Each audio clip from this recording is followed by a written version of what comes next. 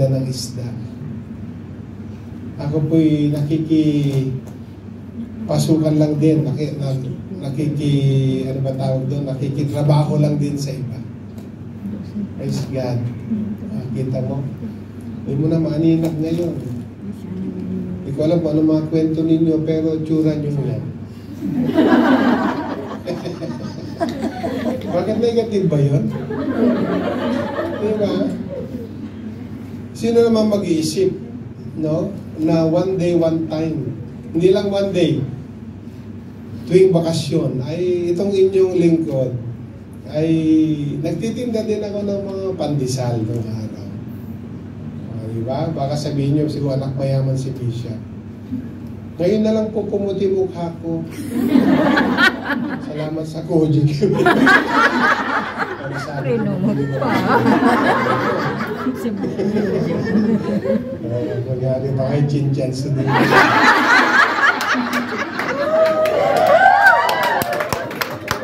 Diba? Hindi ko naranasan yan. Yung pag-summer holidays, yung May, June, and then April, May, kasi June ang pasukan. Yes.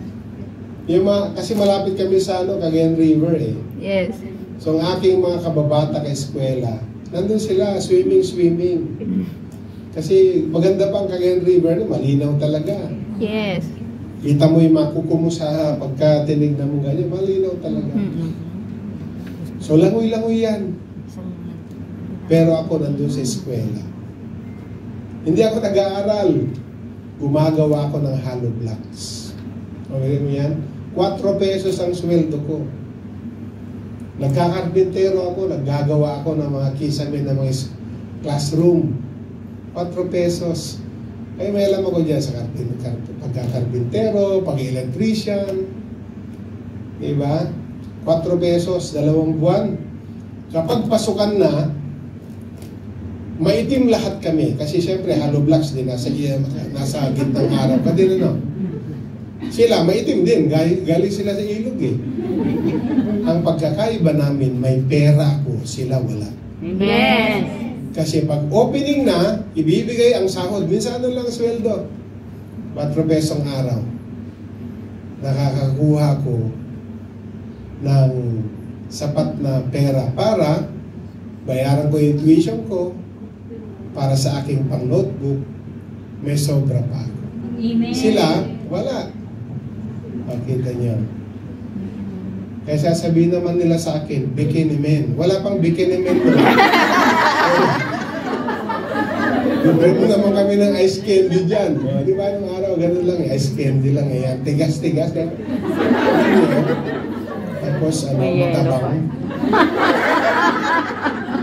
Parang yelo lang na nilagyan ng patamis. Inaral ko yan kung paano magkumpuni ng antena ng TV. Nung araw, matataas ang antena, pataasan ang antena. 40 feet, 60 feet. Mas maya-maya, ang ganda ng antena nila. Kasi nung araw, ang television, hahanapan mo ng channel, no? Oh, ito, maraming mga langgam-langgam. Hindi katulad ngayon, siyempre, smart TV na. Yes. Paklaruhan na ng picture. Di ba? Kung araw, akyatin ko yan para mag-align ng antena. Para 20 pesos. Akyat ako niyan. Buti, bayad pa ako. 40 feet para magkabit na antena. Kaya gustong-gusto ko nung pag bumabagyo. Hindi naman ako nagpe-pray ha. Hindi ako nagpe-pray na bumagyo. Pero pag bumagyo, for sure, marami akong pera bukas. Magunahan silang magpapaayos ng mga antena nila. Diba? Tayo ang buhay ko. Praise God. Di ko naman kinakahiya yun. Yes. Kasi ang sabi ng nanay ko, ang nakakahiya rin ay magnakaw.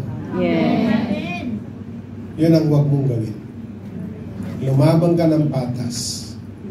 Ayan, lumaban talaga ako. May akyat bahay, ako naman, akyat antena. Diba? Yung akyat bahay, iba ang laban nun. Ako, Akyat antena. Di ba? Hermi Baron. And because of that goodness of God. Di ba? Amen. Hindi ko na malam, makapag-aral pa ba kung hindi. May mga ibinigay si Lord na mga anghel para pag-aralin ako. O di, praise the Lord. Natuto akong bumasa tuloy. Thankfulness as a response to God's goodness. Alam ko nang basahin.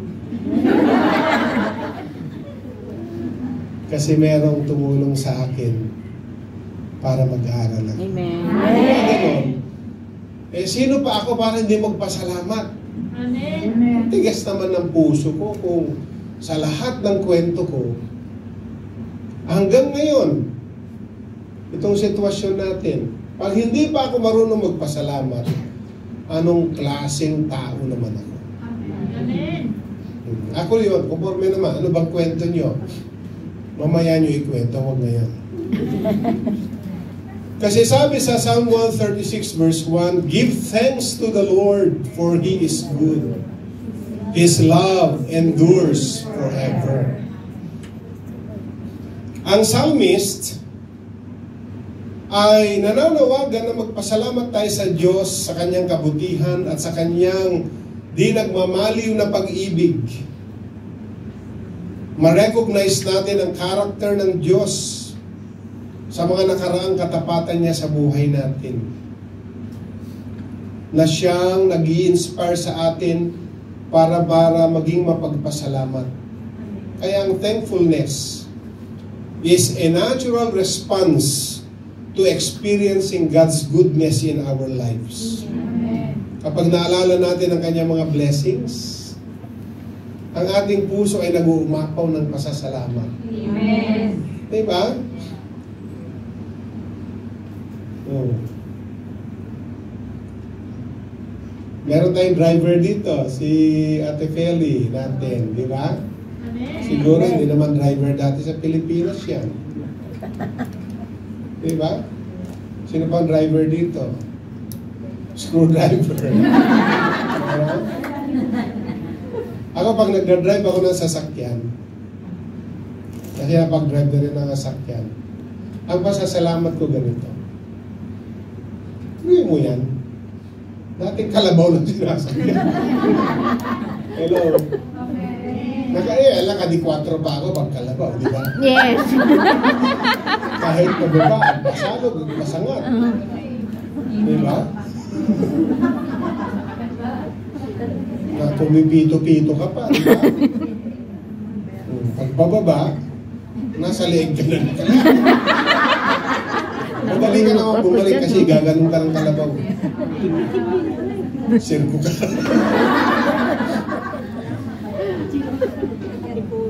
Di ba? Ano naman ipagmamalaki ko?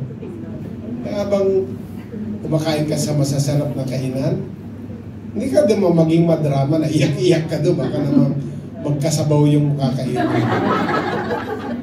Pero sana maalala mo din na nung araw, ang hirap magkaroon ng ganitong pagkain. Yes. Diba? Kaya pag sinasabi, biro ako minsan kay nanay, kain ka ng gulay. Sabi ko, napurga na ako sa gulay. Kasi bata pa kami, yun ang aming staple sa Isabela. Nang almusal ay gulay na agad. Yes. Ano ka naman nakakita? Wala kang choice eh. Napapasok ka, may malunggay pa sa ngipin mo.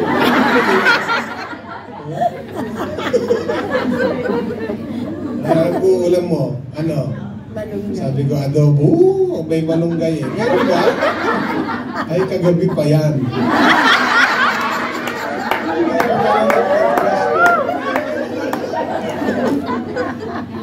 Kanina, hotdog, kagabi, gulay, malunggay, kaya nandiyan pa yung dahil. Kasalamat ka sa Panginoon. Eh minsan kasi, pati pagkain din natin napapasalamatan. Ngayon may access na kayo, nakakapag-bake na kayo. Diba? Nung araw, meron kasi akong kapatid pa na bunso.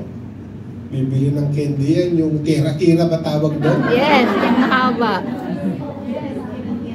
Yung napilipit na gano'n. O hati kayong magkapatid, yung pag hinati nyo, hinati.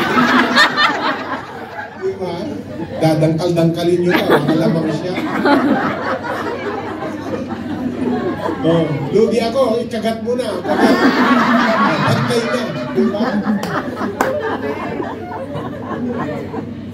Ang merienda natin, mga unas nung ano.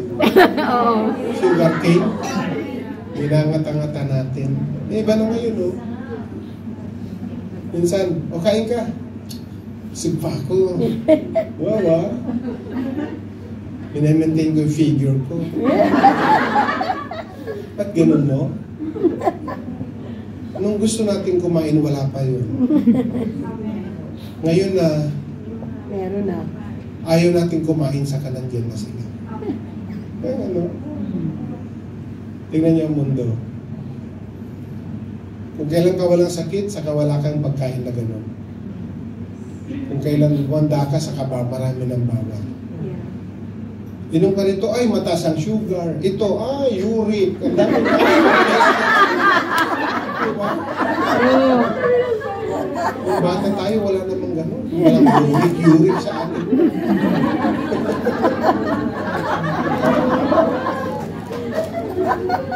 His love endures forever. Amen.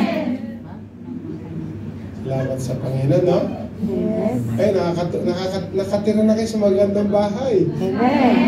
Hindi ko pa narating yung mga bahay niyo, pero malamang magagandang mga bahay niyo.